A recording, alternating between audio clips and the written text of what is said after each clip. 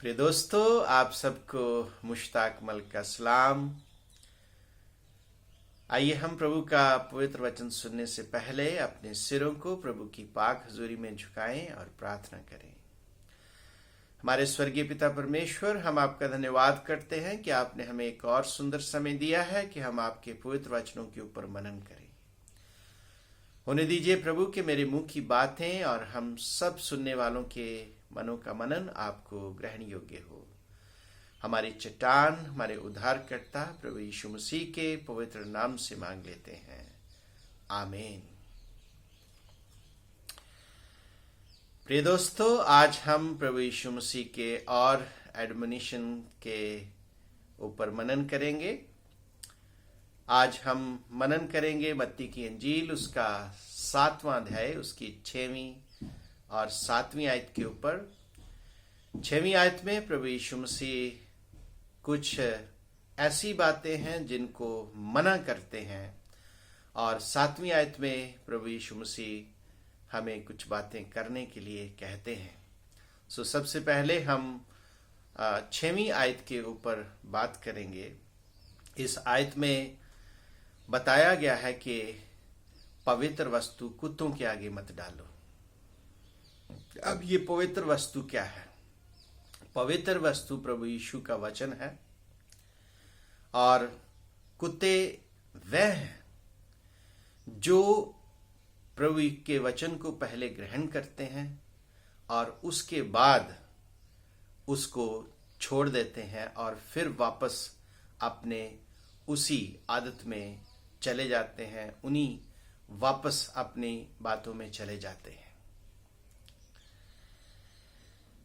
इसका जिक्र नीति वचन 26:11 में भी पाया जाता है, जहां लिखा गया है कि कुत्ता अपनी वॉमन करके फिर उसको चाटता है, उसको खाता है। और इसी चीज को आगे पतरस की दूसरी पत्री, उसका दूसरा अध्याय, उसकी 21 और 22वीं आयत में एक्सप्लेन किया है कि किस तरह लोग जिनको प्रभु का वचन दिया गया और उन्होंने वचन को ग्रहण किया और उसके बाद उन्होंने उस वचन को फिर छोड़कर वापस फिर उसी अपने उसमें चले गए। तो वहां भी इस बारे में बताया गया है कि कुत्ते की तरह जैसे कि वो अपनी वमन करके दोबारा से उसको चाटता है, उसको खाता है, ये लोग भी फिर से वापस अपनी उसी बातों में, उसी चीजों में चले गए। और इसलिए प्रभु यीशु मसीह अवॉइड करते हैं कि ऐसे लोगों को वचन सुनाने की जरूरत नहीं है, क्योंकि वो पहले से ही परमेश्वर के वचन को रिजेक्ट कर चुके हैं, और अगर आप प्रयास करेंगे तो वो आपका नुकसान कर सकते हैं, इसलिए उनको अवॉइड करना है। दूसरा यहां बताया गया है कि सूअरों के आगे अपने मोती जो है वो मत डालो। सूअर की नेचर हमेशा गंदगी में रहने की होती है, और उसी चीज को पतरस ने भी बताया है कि नहलाई हुई सूरनी, अगर किसी सूरनी को आप नहला दे उसके बाद फिर वो कीचड़ में चली जाती है। एक बार एक संत जा रहे थे तो उन्होंने देखा कि सूअर जो है वो कीचड़ में पड़ा हुआ है। तो संत को सूअर के ऊपर बहुत तरस आता है। जैसे संत लोग बड़े कोमल हृदय के होते हैं, तो उस संत ने कल्पना की और उसने वो सूअर से बातचीत करता है। वो कहता है कि क्या आप स्वर्ग में जाना चाहते हैं? तो सूअर उत्तर देता है कि क्या स्वर्ग में कीचड़ होगा? सूअर की आदत है, उसकी नेचर है कि वो हमेशा कीचड़ में ही रहना चाहता है। तो यहां प्रभु यीशु मसीह हमें मना करते हैं कि आप ऐसे लोगों को जिनको वैल्यू नहीं है, परमेश्वर के राज्य की, परमेश्वर के वचन की, जिनको वैल्यू नहीं है, आप ऐसे लोगों को अवॉइड करें, उनसे दूर रहें, क्योंकि वो उसको ग्रहण नहीं करेंगे और विपरीत इसके कि वो आपका नुकसान भी कर सकते हैं। इसलिए प्रभु यीशु मसीह ऐसे लोगों से दूर रहने की बात करते हैं। दूसरी चीज हम यहां देखते हैं कि प्रभु यीशु मसीह कहते हैं कि मांगो तो तुम्हें दिया जाएगा, ढूंढो तो तुम पाओगे, खटखटाओ तो तुम्हारे लिए खोला जाएगा। प्रभु यीशु मसीह किस बात की मांगने की बात करते हैं? वचन ये भी कहता है कि परमेश्वर प्रभु यीशु मसीह आपके मांगने से पहले ही जानते हैं कि तुम्हें किस चीज की आवश्यकता है। तो यहां प्रभु यीशु मसीह क्या मांगने की बात कर रहे हैं? किसी शायर ने मांगने के ऊपर बहुत अच्छा शेर कहा है। उसने कहा है, सब कुछ मांग लिया है दुआ में खुदा को मांगकर। सब कुछ मांग लिया है दुआ में खुदा को मांगकर, अब उठते नहीं है हाथ दुआ के लिए। मैंने अपनी प्रार्थना में परमेश्वर को ही मांग लिया है, अब मेरे हाथ दुआ के लिए नहीं उठते हैं, क्योंकि अब मेरे पास मांगने के लिए कुछ नहीं है। मैंने खुदा को मांग लिया है और खुदा के साथ मुझे सब कुछ मिल गया है। तो प्रभु यीशु मसीह यहां हमें कहते हैं, मांगो तो तुम्हें दिया जाएगा, ढूंढो तो तुम पाओगे, खटखटाओ तो तुम्हारे लिए खोला जाएगा। एक बार एक राजकुमारी का स्वयंवर हुआ। स्वयंवर का मतलब होता है स्वयंवर चुनना। स्वयंवर में बहुत सारे राजकुमार दाखिल हुए। उन्होंने उसमें हिस्सा लिया। तो स्वयंवर का एक नियम होता था कि राजकुमारी शर्त तय करती थी और जो उस शर्त को पूरा करता था राजकुमारी उसके साथ शादी कर लेती थी। राजकुमारी ने ये शर्त रखी कि जो भी 10 मील का पैंडा तय करेगा, 10 मील भाग कर आएगा और जो सबसे पहले वापस आएगा उसके साथ वह शादी करेगी। राजकुमारी ने बड़ी चालाकी के साथ उस रास्ते में, जिस रास्ते में राजकुमारों ने भागना था, ढेर सारे सोने के सिक्के बिखेर दिए। जब राजकुमारों ने दौड़ना शुरू किया और देखा कि रास्ते में इतने सारे सोने के सिक्के पड़े हुए हैं, उनके मन में लालच आया और वो सोने के सिक्के इकट्ठे करने लगे।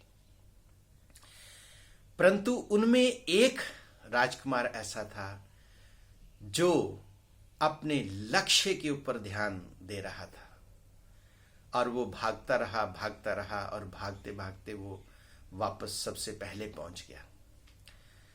जब वो सबसे पहले पहुंचा तो नियम के अनुसार राजकुमारी को उसके साथ शादी करनी थी।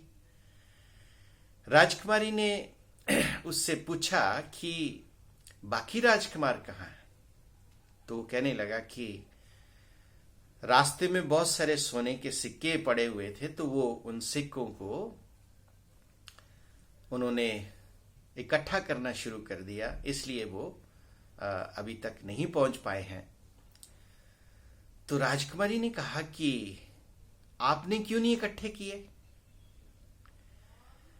तो उसने जो उत्तर दिया वो असर डालने वाला है। उसने राजकुमारी को कहा कि मैंने सोचा कि जो राजकुमारी के पास इतना सोना है कि वो रास्ते पर बिखरा हुआ है, तो जब वो राजकुमारी मुझे मिल जाएगी और उसके साथ सब कुछ मुझे मिल जाएगा, तो इसलिए मैं अपने लक्ष्य की ओर भागता रहा और मैं सबसे पहले पहुंच गया। मेरे प्रिय बहनों और भाइयों, जब हमें प्रभु मिल गया तो प्रभु के साथ हमें सब कुछ मिल जाएगा। तो इसलिए प्रभु यीशु मसीह क्या चीज मांगने के लिए हमें कहते हैं कि हम प्रभु को मांगे, प्रभु की पवित्र आत्मा को मांगे, क्योंकि जब प्रभु हमें मिल जाएगा, प्रभु हमारे साथ होगा तो तब हमें किसी भी बात की घटी कमी नहीं होगी। तब हम हर परिस्थिति का सामना कर सकते हैं, क्योंकि हम उस परिस्थिति में, उस सिचुएशन में, उस हालात में अकेले नहीं होंगे। लेकिन ज्यादातर हम प्रार्थनाओं में क्या मांगते हैं? हमारे पास एक लंबी सी लिस्ट होती है कि प्रभु हमें ये दे, हमें वो दे, लेकिन जो देने वाला है उसको हम नहीं मांगते हैं। सो मेरे प्रिय दोस्तों, अपनी प्रार्थना में प्रभु का धन्यवाद करें और प्रभु को मांगें कि प्रभु, आई वॉन्ट यू, मुझे आप चाहिए। क्योंकि जब प्रभु आपको मिल गया और प्रभु के साथ वो सब कुछ मिल जाएगा। मत्ती 6:33 में भी प्रभु ने इस बात को बताया था कि पहले परमेश्वर के राज्य और धर्म की खोज करो और ये सारी वस्तुएं भी तुम्हें मिल जाएंगी। ये सारी वस्तुएं भी तुम्हें मिल जाएंगी। हमें अपने जीवन में प्रायोरिटाइज करना है, प्राथमिकताएं बनानी है कि हमारे जीवन में सबसे महत्वपूर्ण क्या है। सो मेरे प्रिय दोस्तों, हम प्रभु को मांगें ताकि जब प्रभु हमें मिले और प्रभु के साथ सब कुछ मिल जाए, और जब प्रभु हमारे साथ है तो हमारे विरोध में कोई नहीं हो सकता। जब प्रभु हमारे साथ है तो हमें किसी चीज की कमी नहीं हो सकती, किसी चीज की घटी नहीं हो सकती। प्रभु को ढूंढें, प्रभु का द्वार खटखटाएं। प्रभु यीशु ने कहा कि अगर तुम बुरे होकर अपने बच्चों को अच्छी वस्तुएं देना चाहते हो तो क्या तुम्हारा स्वर्गीय पिता तुम्हें अच्छी वस्तुएं नहीं देगा? प्रभु आप सबको बहुतायत से आशीष दे और करे कि आप दिन प्रतिदिन प्रभु की नजदीकी में बढ़ते चले जाएं और प्रभु आपके जीवन में बहारें लाए, बरकत दे, आशीष दे और आप जीवन पाए और बहुतायत का जीवन पाए। आइए हम प्रार्थना करें। हमारे स्वर्गीय पिता परमेश्वर, हम आपका धन्यवाद करते हैं कि आपने एक बार फिर से हमें अपने वचनों से तृप्त किया है। होने दे प्रभु कि आपके वचन हमारे हृदय में कार्य करें और हम आपके प्रेम में, ज्ञान में, पहचान में दिन प्रतिदिन बढ़ते चले जाएं और आपकी वार्निंग्स को, आपकी एडमोनिशन को हम ध्यान में रखें और जो कार्य आपने हमें करने के लिए कहे हैं हम उनको प्रायोरिटाइज करें, उनको प्राथमिकता देते हुए अपने जीवन में आगे बढ़ते जाएं। हम इस प्रार्थना को प्रभु यीशु मसीह के पवित्र नाम से मांग लेते हैं। आमीन।